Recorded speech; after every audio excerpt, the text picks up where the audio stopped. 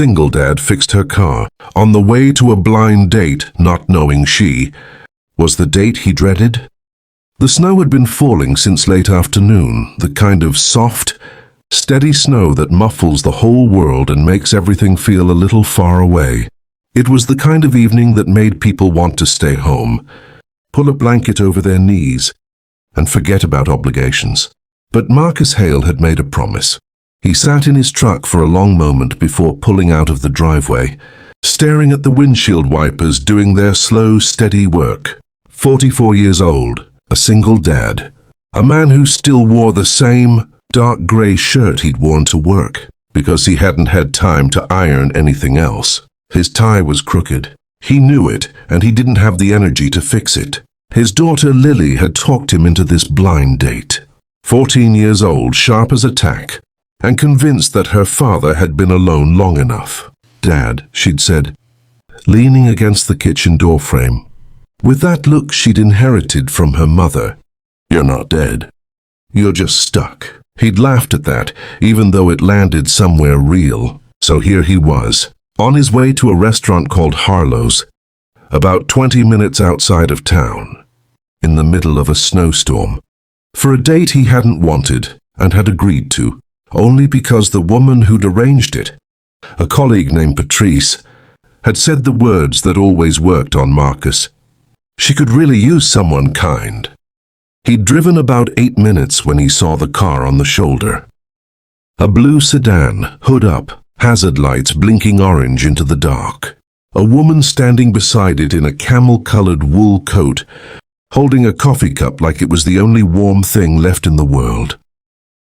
She had dark, wavy hair that the snow was slowly settling into, and she was looking at the engine with an expression that said she understood nothing about what she was seeing.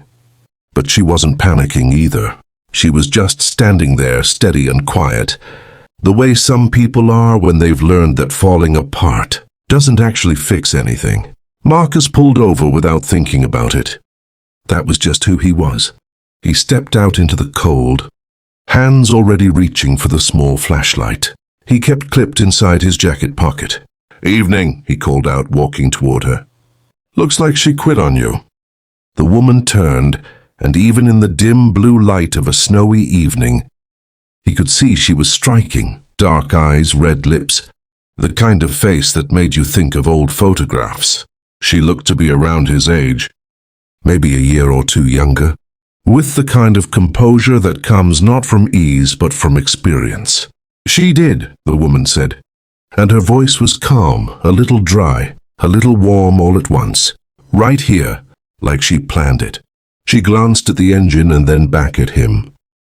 "I've been standing here for about 10 minutes, hoping I'd remember anything useful from high school, auto class. I don't." Marcus smiled at that, a real smile, the kind that moves up into the eyes. "What are you getting?" Any sounds before she stopped? A sort of clanking, then nothing. "Then this." She gestured at the dead engine, the way you gesture at a mess you didn't make but somehow ended up responsible for. He leaned in with the flashlight, scanning the engine carefully, the way a man does when he's spent years fixing things, not because he loves fixing things, but because someone had to. He'd raised a daughter mostly on his own. He knew how to fix a leaky faucet, a broken bicycle chain, a busted radiator hose. He recognized this problem quickly. "Serpentine belt," he said. It snapped. That's why she cut out. He looked back at her. "You got roadside assistance?" "I do," she said. I called. They said 40 minutes, maybe more in this weather. He nodded slowly. "You'll be cold by then." "I've been cold before," she said without self-pity, just as a fact. He stood up straight. "I've got a space blanket in my truck, and I can stay with you until they arrive. It's not safe to be out here alone." He paused. "I'm Marcus, by the way. Marcus Hale." She looked at him for a moment, not guarded, just thoughtful, the way some people are, when they've learned to read people carefully before opening up. "Evelyn," she said. "Evelyn Cross." He went back to his truck for the blanket, and when he returned, he draped it gently around her shoulders without making a big production of it. She thanked him quietly, both hands still wrapped around her coffee cup. They stood together at the side of that dark road while the snow fell around them. And the strange thing was, it didn't feel awkward. It felt almost easy, the way it sometimes does with certain strangers, when both people are old enough to be past performing. "You all dressed up?" she said after a moment, nodding at his shirt and crooked tie with a slight smile. He looked down at himself and laughed softly. "Yeah, I was supposed to be somewhere." He paused. "Blind date. Friend set it up." He shook his head a little. "Probably going to miss it at this rate." Evelyn went quiet for a moment. Just a breath. Then, carefully, "Where were you going?" "Place called Harlow's." "You know it?" Another pause, longer this time. "I know it," she said slowly. He looked at her, and she looked at him, and then in the slow, strange recognition of it, passed between them like a hand touching a shoulder in a dark room. "Patrice set you up too," he said. It wasn't a question. Evelyn closed her eyes for just a moment, then opened them. "She told me his name was Marcus," she said quietly. She didn't tell me much else. Marcus stood there in the snow and let that settle over him. The universe, he thought, has a strange sense of humor. He'd been dreading this all week. Not because of anything wrong with the woman he was supposed to meet. He didn't know her. He'd been dreading it because going on a date meant admitting that the life he'd built alone wasn't quite enough anymore. It meant being seen by someone new, being known or trying to be. That's a terrifying thing when you've spent years being strong for someone else. But here was Evelyn Cross, standing in the snow with a space, blanket over her coat and a coffee, cup going cold in her hands, and she didn't need him to perform anything. She was just a person, a real one, and he was just a person too. "Well," he said after a while, "I guess we made it." She laughed at that, a warm, genuine laugh that rose up and disappeared into the winter air. "I guess we did. Worst entrance I've ever made." "Mine either," he said. "Crooked tie and all." She reached over then without making a thing of it and straightened his tie. Her fingers were cold. He noticed that. He noticed the steadiness in them too. They talked while they waited. Not rushing, not trying to impress. They talked the way people talk when they're 40-something and have lived enough to know that small talk is a waste of what little evening you have left. He told her about Lily, about raising her after his wife passed, not with grief on display, just as a fact of his life, the way you talk about something that has shaped you. She listened the way good listeners do, without rushing to fill the space. She told him she'd moved back to the area 2 years ago after a long stretch in Cincinnati. Said she'd needed to come home, needed something familiar.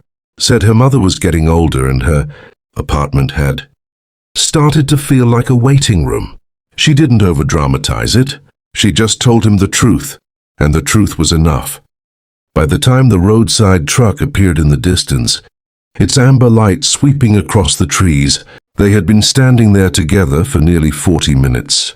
Marcus hadn't noticed. He thought maybe 15 had passed. The tow truck driver got out, and Marcus gave him the quick rundown. Serpentine belt. She'd need to leave it overnight. Closest shop that could handle it was probably Delaney's on Route 9. The driver nodded. Started hooking up. Marcus turned back to Evelyn. "I can drive you home," he said. "Or Harlow's is still open. We're only 20 minutes out." She looked at him, and in the light of the tow truck and the falling snow, she looked both tired and alive at once, the way real people do at the end of a long day, when something unexpected has reminded them that life is still full of corners. "Harlow's," she said. "We came all this way." They sat across from each other in a quiet booth near the window and watched the snow fall outside while a waitress named Donna brought them hot coffee without being asked. The restaurant was warm and softly lit, and the dinner crowd had thinned with the weather, so it was mostly quiet in the way that good restaurants get quiet late, on a winter's night. They stayed for 2 hours. They didn't solve anything that evening, didn't make any big declarations, didn't rush toward anything. They were both too old for rushing, too wise for performance, too human for pretending. They just talked and laughed a little, and shared a piece of apple pie that neither of them had planned to order. And by the time Marcus walked Evelyn to a temporary cab outside, the snow had slowed to just a whisper. "Same time next week?" he said, hands in his pockets, breath rising in the cold air. She smiled at that, slowly like sunrise. "Let's not be so fancy," she said. "Maybe just coffee." "Coffee," he agreed. And they went their separate ways in the snow, each carrying something small and warm and new. The kind of thing you don't name right away, because naming it too soon might scare it off. Some things are better left to grow in their own time. And Marcus Hale, father fixer of things, man with a crooked tie and a good heart, had learned by now that the best moments in life don't announce themselves. They just show up, sometimes in a snowstorm, on the side of a dark road with their hazard lights blinking. If this story touched you, if it reminded you of a moment, a person, or a feeling you'd almost forgotten, please share it with someone who might need it today. And if you haven't already, we'd love for you to like, subscribe, and leave a comment below. Tell us, have you ever had a stranger surprise you when you needed it most? Pre-read every single one, and your words mean more than you know.